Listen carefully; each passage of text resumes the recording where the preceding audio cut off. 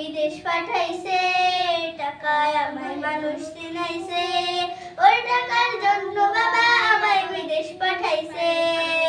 কত মানুষের কাছে কত কথা শুনি, কত মানুষের কাছে কত কথা শুনি, আর ভালো লাগে না।